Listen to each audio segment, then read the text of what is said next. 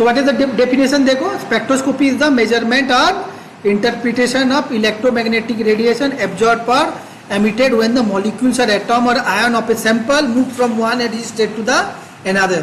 तो ये पढ़ के समझ में नहीं आ रहा है? देखो मैं आपको बता रहा हूँ क्या होता है. देखो, स्पेक्ट्रोस्कोपी इज द स्टडी क्या of interaction of electromagnetic radiation with the sample. क्या यहां पे ड्रॉ करता हूं ना, रिकॉर्ड हो जाएगा. देखो, दिस इज व्हाट सैंपल. इसमें आपने सब क्यूबेट है. हम सैंपल सेल को क्या बोलते हैं? क्यूबेट. क्यूबेट में अगर हम क्या डाला? इलेक्ट्रोमैग्नेटिक ई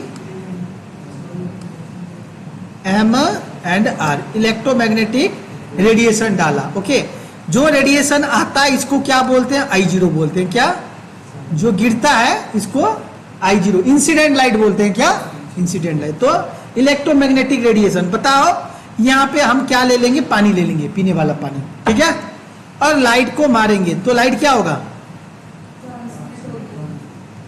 पास कर जाएगा. कुछ लाइट ट्रांसमिट कर सकता है, कुछ लाइट स्कैटर्ड हो सकता है, और कुछ लाइट एमिटेड भी हो सकता है, depending on the nature of the concentration of the sample. हाँ या ना, है भी या नहीं भी है हमें क्या पता. अगर तालाब का पानी लाएंगे तो वो तो बहुत स्कैटर कर जाएगा. हाँ या ना, और कुछ थोड़ा इंप्योरिटी होगा तो थोड़ा एब्जॉर्ब भी कर जाएगा, थोड़ा ट्रांसमिट भी हो जाएगा. हाँ या ना, थोड़ा फ्लोरेसेंस मॉलिक्यूल होगा तो एमिट भी हो जाएगा, depending on the nature of the sample. Yes और नो. तो बेसिकली क्या, व्हाट इज स्पेक्ट्रोस्कोपी?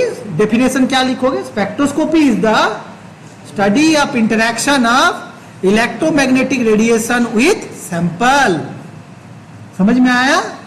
तो क्या होगा? एज ए रिजल्ट एब्जॉर्प्शन हो सकता है, एमिशन हो सकता है. ओके, अब द लाइट हो सकता है. तो कौन करेगा एब्जॉर्प्शन और एमिशन? मॉलिक्यूल करेगा. हाँ, जो एटम होंगे आयन वो करेंगे. तो क्या होंगे? जब एब्जॉर्ब कर लेगा वो कहां से? They move from one energy state to the. Clear? जैसे कि तुम गाड़ी में चला के जा रहे थे और तुम्हें पीछे से कोई गाली मार दिया, तुमको बोला, तो क्या करोगे तुम? तेरी तो बोल के गाड़ी रोक के उतर के क्या बोला रे, बोलता है ना. और नहीं तो कुछ होता है, पागल है, क्या बक रहा है, चलो अपने से. अगर तुमने ले लिया तो क्या किया? उतरा तो तुमने एब्जॉर्ब किया. जो बोला है पागल है रे, भोग रहा है, कुत्ते भौंकता है, भौंक रहा है, बोला ठीक है ना, और निकल गया. वो एब्जॉर्ब किया गया? नहीं किया. तो ग्राउंड से एक्साइट किया क्या? नहीं किया. जिसने उतरा मतलब वो जो बोला गाली, वो उसको लगा और वो ग्राउंड टू एक्साइट चला गया, इसीलिए लड़ाई के लिए उतर गया. क्लियर? समझ में आया नहीं? हाँ, तो ये होता है हमारा स्पेक्ट्रो. What is spectroscopy? भाई बता तू अभी. स्पेक्ट्रोस्कोपी इज द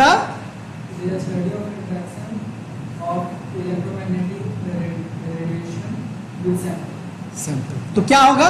जब जैसे दो बच्चे झगड़ा कर रहे हैं तो क्या होगा? किसी का दांत टूटेगा, हड्डी टूटेगा, नहीं तो कुछ भी नहीं टूटेगा. आया ना? तो जो होगा ऐसे कि जब सैंपल लाइट आया, हीट किया, तो क्या होगा? आइदर एब्जॉर्ब करेगा, एमिट करेगा, ट्रांसमिट करेगा, सेटर करेगा. तो क्या होगा एज ए रिजल्ट? एक energy level to ground state to excited. Clear? Okay, तो थोड़ा सा ये डायग्राम बना के दिखाऊंगा कौन सा बनाना है. ओके, इतना समझ में आ गया बेटा? क्लियर? हाँ, तो देखो लिखा, दिस चेंज में भी ground state to excited state और excited state to ground state. Ground state to excited state गया मतलब क्या किया? एब्जॉर्ब किया. क्या किया? एब्जॉर्ब. जब excited state to ground state आएगा मतलब तुम गुस्सा होके हो, फड़फड़ा रहे हो तुम, तब शांत होने के लिए क्या होगा? एनर्जी छोड़ोगे तो आओगे ना. आया ना?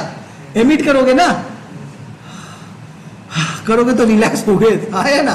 तो उसको क्या बोलते हैं? एमिशन. समझ में आया ना? हाँ, बस.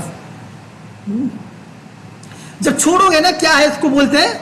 देख, सॉरी, हाँ, at ground state the energy है. देखो, जो एनर्जी ऑफ द मॉलिक्यूल, हर मॉलिक्यूल में तीन तरह का एनर्जी होता है. क्या? Rotational, vibrational and electro. ये याद रखना बेटा. देखो, this subject is much more important for your ji pad.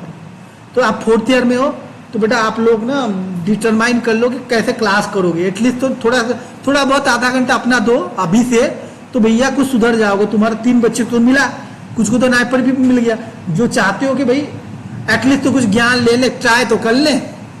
कोशिश करने वालों की हार नहीं होती, राजीव सर को याद करो। तो कोशिश करने में क्या, अप्लाई करने में थोड़ा सा पढ़ लो ना, हम तो बता देंगे क्या पढ़ना है, तुम्हें तो स्कोर चाहिए। समझ में आया या नहीं आया जो बोल रहे हैं? तो प्लीज ये सब्जेक्ट आपका नाइपर के लिए ओके, और तुम्हारा जीपे ड्रग इंस्पेक्टर कहीं पे भी गवर्नमेंट जॉब अप्लाई करोगे बहुत इंपॉर्टेंट है। CSI नेट भी दो, ये भी इंपॉर्टेंट है प्लीज, बहुत इंपॉर्टेंट टॉपिक है। हर को साइंस बैकग्राउंड के लिए भी बहुत इंस्ट्रूमेंट, हर कोई पढ़ता है ये, नॉट ओनली यू ओके। तो इसको ध्यान देके समझना, कुछ भी प्रॉब्लम हो फ्री टू आस्क, अगर शर्म आता है तो मुझे पर्सनली पूछ लेना, ठीक है। हाँ, तो क्या हर मॉलिक्यूल में 3 तरह का एनर्जी रहता है क्या? जहां इंपॉर्टेंट होगा मैं बता दूंगा आपको ओके, ये तरह इंपॉर्टेंट नहीं है अभी ओके। हाँ हाँ, rotational, vibrational and electronic energy, done. हाँ, तो इलेक्ट्रोमैग्नेटिक रेडिएशन मतलब क्या? जो लाइट सारे दिखते हैं आपका, सारे के रेडियो वेव्स है, उसमें भी इलेक्ट्रोमैग्नेटिक रेडिएशन, जहां पर रेडिएशन निकला उसमें 2 प्रॉपर्टी होगा, क्या? इलेक्ट्रिक एंड मैग्नेटिक प्रॉपर्टी, ठीक है। इसको बोलते हैं has got both, EMR has both wave characteristic and particle characteristic. This means that it can travel in vacuum also. हम इतना अंदर नहीं जाएंगे, these are the physics term। आप इतना जानो इलेक्ट्रोमैग्नेटिक रेडिएशन में both property, electric property, magnetic मतलब wave characteristic and particle characteristic. तो इट में भी MCQ फॉर यू ओके, ये एक MCQ हो सकता है। देखो different types of electromagnetic radiation क्या है, विजिबल, UV में दिखाऊंगा ओके। हाँ, तो ये कहां से, E equal to H mu, मैंने उस दिन तुम्हें इक्वेशन लिखा था ना बेटा, याद है? हाँ, तो ये इक्वेशन लिखा था ना, energy equation, E equal to H mu is the energy of the radiation, H is the Planck's constant. एक बार तो कोई कॉम्पिटिटिव एग्जाम में what is the value of Planck's constant पूछा था, ये MCQ पूछा था भाई। हाँ, 2 मार्क का एक मार्क है, 6.624 इंटू 10⁻34 जूल पर सेकेंड। समझ में आया ओके? हाँ भाई, ये इंपोर्टेंट क्वेश्चन है, सोचो ये तो पढ़ते आ रहे हो, 11-12 से पढ़ते आ रहे हो, मगर ये पूछा था। तो फिर ये रिलेशनशिप कैसे होगा बेटा? ये जो frequency C, mu is the frequency, mu क्या होता है? C/λ, क्या होता है? C/λ, ठीक है। C क्या होता है? वेलोसिटी लाइट इन वैक्यूम, और λ इज द वेवलेंथ। लिखो इक्वेशन यार, मत मत मत करके देखो please. E is equal to H mu, फिर mu is equal to C/λ okay, और बाकी तो आप टाप लेना अपना ओके। हाँ, फिर क्या है यहाँ पे, वेलोसिटी ऑफ लाइट कितना होता है, ये भी कभी पूछता है। व्हाट इज द, तो सबको आता है 3 × 10⁸ मीटर पर सेकेंड और 10⁻10 सेंटीमीटर पर सेकेंड, और ये वेवलेंथ है। अगर वेवलेंथ 1/λ इज नोन एज, ये क्या है? Wave number. हाँ, तो बेटा ये याद रखना। तो आपका ये इक्वेशन बन रहा है, क्या बन रहा है? ये आपका सबसे मोस्ट इंपोर्टेंट इक्वेशन है, जो कि 2 मार्क क्वेश्चन के लिए, 2 मार्क क्या आपका क्वेश्चन भी पूछ लेता है। ये H का, C का वैल्यू इतना है, नहीं एनर्जी का वैल्यू इतना है, तो फ्रीक्वेंसी का वैल्यू कितना होगा, ठीक है, या वेवलेंथ कितना होगा, उसका वेव नंबर कितना होगा, पूछ सकता है ओके। तो देखो, so therefore energy of the radiation also depends on the frequency, wavelength and wave number. Clear? 3 चीज के साथ डिपेंडेंट है या नहीं है? तो कैसे रिलेशनशिप है? Energy is directly proportional to the frequency and directly proportional to the wave number, inversely proportional to the wavelength okay. ये याद रखना प्लीज। अब इंपोर्टेंट क्वेश्चन कहां पे आएगा बताऊंगा। What is frequency? 1/वेवलेंथ, मतलब frequency is the number of complete wavelength per unit passing through the given point और यूनिट टाइम। ये पूछता है कभी कभार, किस हर्ज किसका यूनिट होता है? मेगा हर्ज मतलब कितना, किलो हर्ज मतलब क्या, ये फेर्निसिल क्या होता है? मेगा किलो तो लिख लोगे, फेर्निसिल लिख सकोगे भैया? ये याद रखना, 10⁻12 को बोलते हैं फिनासेल। ये लिख लो कॉपी में भाई, अपना नोट्स बना रहे हो। हाँ, फिर एनालिसिस के लिए एक अलग से कॉपी रखना प्लीज। हाँ, एग्जाम में तुम्हारा काम आएगा, पढ़ने में आसानी रहेगा। फिनासेल बोलते हैं 10⁻12। तुमको और किताब नहीं पढ़ना पड़ेगा, यही पढ़ना बस, कॉम्पिटिटिव के लिए जो बोल रहा हूं। हाँ, वेवलेंथ क्या होता है? वेवलेंथ मतलब क्या था? Distance travel between 2 successive maxima और मिनिमा, 2 सक्सेसिव थ्रू। हाँ, तो देखो ये यूनिट्स क्या, बस यूनिट देखो, सेंटीमीटर तो पता है, मिलीमीटर तो पता है, माइक्रोमीटर मतलब -6, नानोमीटर मतलब -9, एंगस्ट्रॉन मतलब -10 मीटर। ये याद रखना प्लीज। एंगस्ट्रॉन क्या होता है? -10 मीटर। और wave number is the number of waves पर सेंटीमीटर 1/λ। क्लियर? और इसका यूनिट क्या होता है? What is the unit of wave number? Centimetre inverse और केजियर। ये आपका जी पैड के लिए मैचिंग दे देगा यूनिट्स, समझ में? फेनिसल किसका यूनिट है, क्या बोले, केजियर किसका यूनिट है? पढ़ते याद करते रहो। हाँ? कहाँ से याद आएगा? कभी तो पढ़े नहीं बोलोगे। हाँ, फेनिसल किसका यूनिट है बताओ, बोले। समझ में आ रहा है क्या बोले? हाँ, केजियर किसका यूनिट है बताओ, बोलने से क्या बोलोगे? समझे? वेव नंबर का। ठीक है? हाँ, किसी को पूछो नहीं बता सकेगा, समझ में? It's not regular term. देखो, wave number is specially used in the IR spectroscopy where small wavelength measurement are made to differentiate frequency vibration. क्योंकि वेवलेंथ का वैल्यू सबसे छोटा होता है, इसीलिए हम वेव नंबर लेते हैं। Okay, done? ओके, हाँ, ये टाइप्स तो बाद में पढ़ना, पहले ये देख लो। ये चाहिए, हाँ, ये वाला। ये क्या है? इसको याद रखना है। याद रख सकोगे भाई? इसको याद रख सकोगे सीक्वेंस वाइज? हाँ, कॉस्मिक रे, गामा, एक्स रे, यूवी। हाँ हाँ, क्या पढ़ ले फिर बताना, आंख बंद करके देखूं। एक बार पढ़ लो फिर आंख बंद करके बताना, याद आ गया तो बोलना मुझे।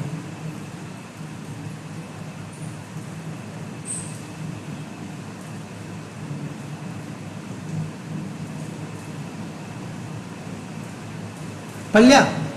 मैं पढ़ूं आंख बंद करके? तुम्हारा याद हो गया? हाँ, याद कर लो कि कौन याद कर सकता है, फिर मैं तुम्हें 2 मिनट में याद करवा दूंगा।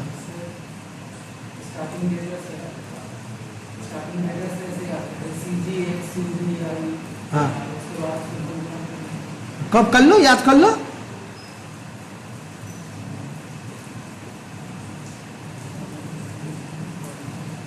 देखो, मैं बोल रहा हूं कॉस्मिक रे, gamma ray, X ray, UV, visible, IR, microwave, radio waves. ठीक है, सीक्वेंस में। ये सीक्वेंस क्या है बेटा हमारा? ये जो सीक्वेंस दिया गया है हमारा, देखो, ये डिक्रीजिंग एनर्जी है। क्या है? Decreasing energy. सबसे ज्यादा एनर्जी किसका होता है? कॉस्मिक रे कहां मिलता है तुम्हें? ऊपर स्पेस कॉस्मोस में मिलेगा। हाँ, उसके बाद हमें गामा रे हाईली, ये दीवार फाड़ के भाग जाएगा। They can be checked by the only lead sealed. पता है ना, रेडियो फार्मास्यूटिकल्स। हाँ हाँ, रेडियो फार्मास्यूटिकल्स है ना ये, गामा रे, बीटा रे। हाँ, तो एक्सरे भी तो ऐसे ही रेडियो, तो इनका एनर्जी ज्यादा है ना, है ना? तो तुम समझ सकते हो क्या कर सकते हैं। फिर उसके बाद एनर्जी ये सारे चीज तुम्हें कैंसर कर सकते हैं। They may make these are known as ionising radiation. क्या? आयोनाइजेशन कर सकते हैं, क्षमता रखते हैं। और these are non ionising radiation. क्या? ये क्लासिफिकेशन आता है, which is ionising radiation and which are non ionising radiation. Google में टाइप करना या चार्ट में टाइप करना, तुम्हें पता लगेगा what I am saying you. ये एक इंपॉर्टेंट क्वेश्चन है एमसीक्यू तुम्हारा कोई भी कॉम्पिटिटिव एग्जाम के लिए। Ionising radiation and non ionising radiation. Okay, ionising मतलब उसका एनर्जी इतना है कि क्या करेगा? आयोनाइज कर देगा। मतलब क्या? रेडिकल्स बना लेगा। भी radicals dangerous for our health, तो इसीलिए हम एंटीऑक्सीडेंट लेते हैं या नहीं लेते, टू स्कैवेंज द रेडिकल्स। तो हमारा बॉडी में क्या हो, रेडिकल्स बना तो हार्मफुल है हमारा बॉडी के लिए। यस और no? So that is okay, this energy is having that power. हम तो एक्सरे ले लेते, हमें कुछ पता चला क्या हुआ बदन में, फिर हमें एंटीऑक्सीडेंट लेना चाहिए। दैट मीन, अंडरस्टैंड और नॉट, कि जो रेडिकल्स बनेगा उसको वो इंच करे। डॉक्टर भी नहीं बताता होगा तुम्हें कि भैया ये एनर्जी क्या क्या, तुम्हें पता? अरे कुछ नहीं होता, बोले कुछ नहीं होता, बोले भैया एनर्जी तो हिट किया ना भाई तुम्हें, इसमें दम नहीं है कि तुम्हें। मगर सूरज का देखो रोशनी, बोलते हैं धूप में यूवी प्रोटेक्टिव पहन के जाते हो या नहीं पहन के जाते हो? हाँ, तो एक्सरे का तुम सोचो क्या होगा तुम्हारा। समझ रहे हो क्या बोल रहा हूँ? हाँ, तो आयोनाइजिंग रेडिएशन, ठीक ठीक है ना? देखो, ओके। फिर क्या है, देखो लिसन, फिर विजिबल से इधर जो आते हैं, दीज आर विजिबल, तो हमारा घर के सामने भी लगा रहता है, और क्या। फिर इंफ्रारेड जो स्कैनर रहता है ना, आईआर स्कैनर्स, दीज आर, वो डेंजर नहीं है, ओके। इंफ्रारेड, हाँ। फिर microwave, that is also non hazardous, ठीक है, इतना हाजारस नहीं है, जो बोल नहीं होता है, मगर उन लोग क्या करते हैं, फ्रीक्वेंसी बढ़ा देते हैं। बढ़ाओगे तो, जब फ्रीक्वेंसी बढ़ाओगे तो इधर चला जाएगा ना, ये तो डेंजर नहीं हो जाएगा। रेडियो वेव में चिड़िया भी संभालता नहीं, चिड़िया का जितना एनर्जी है, हाँ, वाइब्रेशन। अब अगर फ्रीक्वेंसी बढ़ाओगे तो ये क्या होगा, संभाल सकेगा? नहीं संभाल। रेडियो वेव्स अपना हद तक ठीक है, अगर फ्रीक्वेंसी बढ़ाएंगे तो सिग्नल के लिए, कस्टमर बढ़ गया तो कहाँ से सिग्नल मिलेगा? तो है ना, तो सिग्नल बढ़ा देगा तो क्या होगा, यू नो, तो that is harmful for you. तो this is decreasing order of wavelength. तो यहाँ पे क्या याद रखना है आपको, देखो बता दिया, जब गामा रे हीट करेगा मॉलिक्यूल में, देखो तो क्या करेगा, with in the atomic nuclei energy निकालता करता है। एंड एक्सरे जब हिट करेगा तो के और एल सेल से इलेक्ट्रॉन निकालेगा। गामा रे इतना है, देखो आपने पढ़ा है ना, एटॉमिक, एटॉम का सेंटर यहाँ पे है, एटॉमिक सेल्स होते हैं ना, K shell, L shell, M shell, N shell होता है ना, तो बाहर वाला सेल के और एल सेल से इलेक्ट्रॉन निकालने का क्षमता किसका है, एक्सरे। अंदर और अंदर से निकालने का क्षमता किसके पास है, गामा रे के पास, ठीक है। मगर यूवी से हमारा वैलेंसी इलेक्ट्रॉन जाएगा, यूवी से वैलेंसी इलेक्ट्रॉन जाएगा। जब एनर्जी ज्यादा होता है तो अंदर का एल सेल का भी निकल जाता है, समझ रहे हो या नहीं, कितना खतरनाक है। और एनर्जी हुआ तो अंदर से निकलता है, clear, the scientific way, okay, हाँ।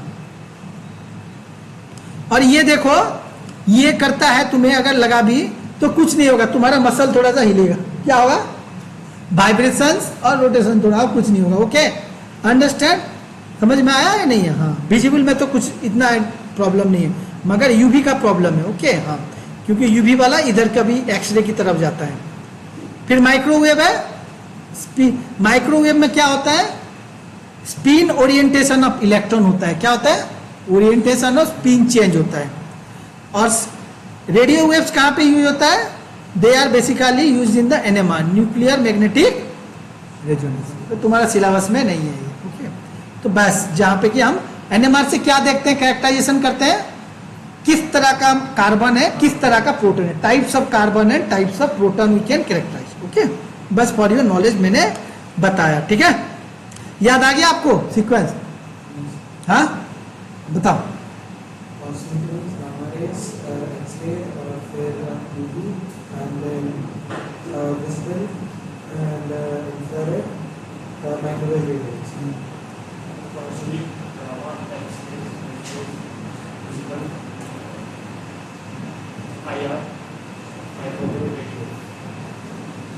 बोल भाई।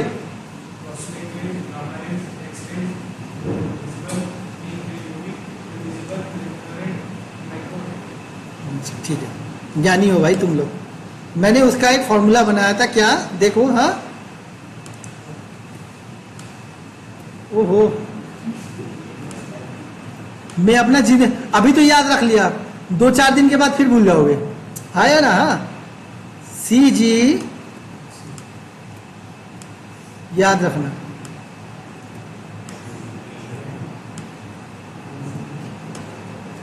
छत्तीसगढ़ का गाड़ी है, कौन सा गाड़ी है, एक्सयूवी है, हाँ हाँ। वो कौन चला रहा है, मिस्टर चल, एक लड़का चला रहा है, समझा। छत्तीसगढ़ में देखो, यहाँ पे गाड़ी का नंबर यूके लगा रहता है, हाँ, वहाँ छत्तीसगढ़ में क्या लगा रहेगा, सीजी लगा रहेगा, हाँ। कौन सा गाड़ी है वो, एक्सयूवी है, बी के बाद आई को ऐड कर देना। कौन चला रहा है, आसान है या नहीं, कभी सीक्वेंस गलत नहीं होगा बेटा जिंदगी में, समझ में आया या नहीं आया? तुम्हें एग्जाम में पूछेगा, arrange the radiations in increasing order of energy, increasing order of, decreasing order of frequency, increasing order of wave number, decreasing order of wavelength. तुम तो वहां पे गुम हो गया, आया ना, समझ में। अगर तुम्हें पता है E = H μ, mu is directly proportional to wave number, inversely proportional to wavelength, खत्म। हाँ या ना? तुम कुछ नंबर दे दो तुम कर लोगे, यस और नो, बस ये ध्यान में रखना, ठीक है। और ये डायग्राम था आपका क्या, theory spectroscopy, incident ray, transmitted रे। जब डेफिनेशन ऑफ स्पेक्ट्रोस्कोपी लिखोगे तो ये पॉइंट्स लिखना है, इंसिडेंट रे, ट्रांसमिटेड रे, ठीक है। तो टाइम हो गया सर, किसका क्लास है? तो नेक्स्ट क्लास फिर हम पढ़ेंगे, ओके। हाँ